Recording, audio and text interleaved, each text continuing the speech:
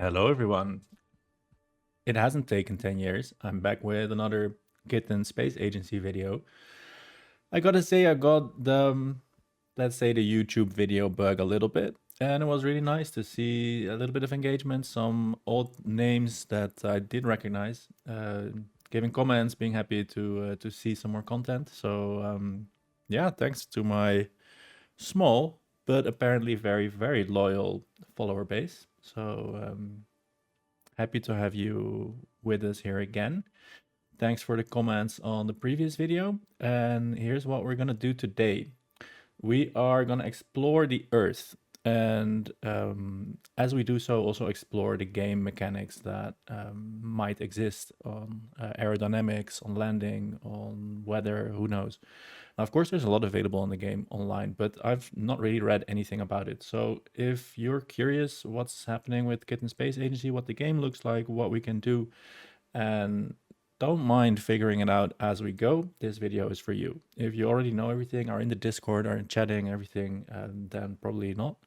But yeah, with that disclaimer out of the way, I realized that this new game, which on the surface is of course very similar to Kerbal Space Program in that it's got rockets, it's got a solar system, and we can explore, actually did tickle the curiosity of, oh, what will happen if I do this? What will happen if I fly into the atmosphere? So that's exactly what we're gonna do. I selected retrograde already. That's the orientation. So that means now we just have to enable the rocket. There we go. And actually, I don't have a data panel that will show me the apoapsis, but if we go to the map screen, we will get that, and we already have an impact point, so that's fine. And actually, my switching to the map screen has shut down the engine. You can tell I'm not completely comfortable with the new UI, the new control systems, but that's all right. We'll get there. Give it 10, 100, 1,000 hours, or however long we're gonna end up spending on this project. And yeah, I feel my other projects crying in the background, as it's probably going to be quite a significant number. This is good, man. The first impressions of this game, this engine, this framework, it's really good. My computer, I think, at this point is like medium level. I got good components a couple of years ago, so the fact is to see this at a good 120 frames per second locked, with good looking graphics and everything happening, and the map screen, which has like just a lot of detail. It's ugly, but it's not ugly in the way what it shows. I can see I can see myself plotting intercepts and maneuvers much easier than I did with the Kerbal Space Program UI. All right, that's enough on that comment feeling. Let's see if we can time warp. We learned from the previous video that the time warp will just absolutely crash you into the ground. It doesn't auto stop. It doesn't stop on its own when you enter the atmosphere or whatever. So we're going to take it in small bits. And we've got altitude here. We're at 217 kilometers. And we like our trajectory is not a good one, right? Can we zoom back in here? This is a pretty steep re-entry actually, because we're just aiming at the ground here. If we were to actually do a good re-entry, we would the trajectory would be intersecting the atmosphere for a good long time, and then by slowing down we'd come to an impact point. But like we're more like a ballistic missile right now, so we see how that goes. If there's any like re-entry heating modeled, we're gonna get quite a lot of it. So we're at 200 kilometers. I'm gonna add a little bit more time warp, 30 times. See how smooth this is. This is absolutely lovely. And I'd expect the atmosphere to be modeled from around 100 kilometers, or if they did it like, shit, it's gonna be night. That sucks.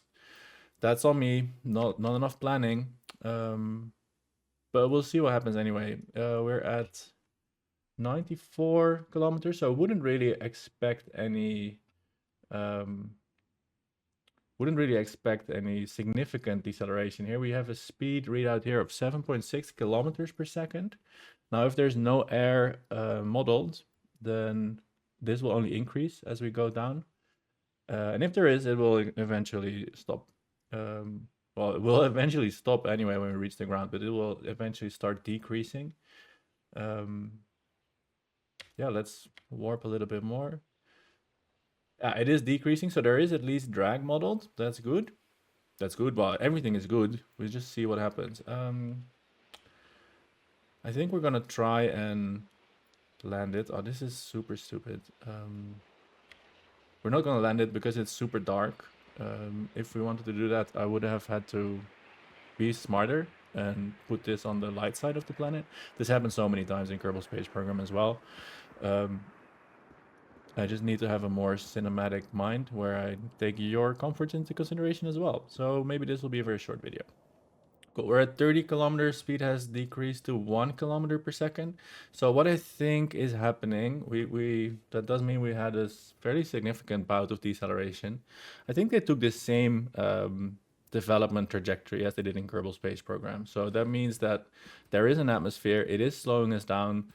Probably, let's see if we can still like orient our thing differently. Yeah, there's not a lot of aerodynamic effects modeled because we can just turn around with our thrusters in this atmosphere, with something that absolutely wouldn't be possible at all. But there is deceleration modeled, so there's drag modeled, but no aerodynamic effects, and also no heating. So we have a very basic atmosphere at the moment. We can use it to slow down.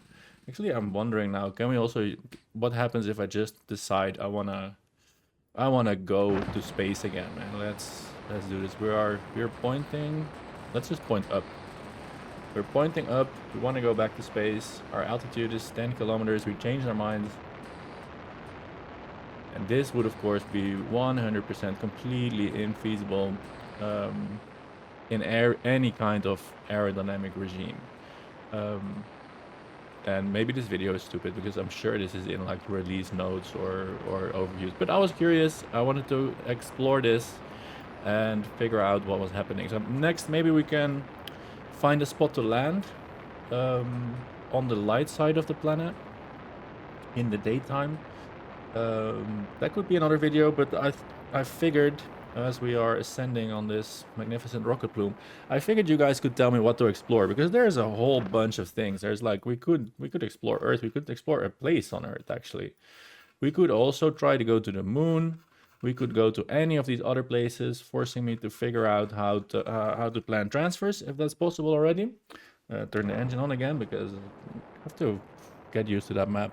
If you go to any of the other planets, I will make sure to do most of the figuring out transfer planning stuff off screen, because I don't think that will make for a very good video.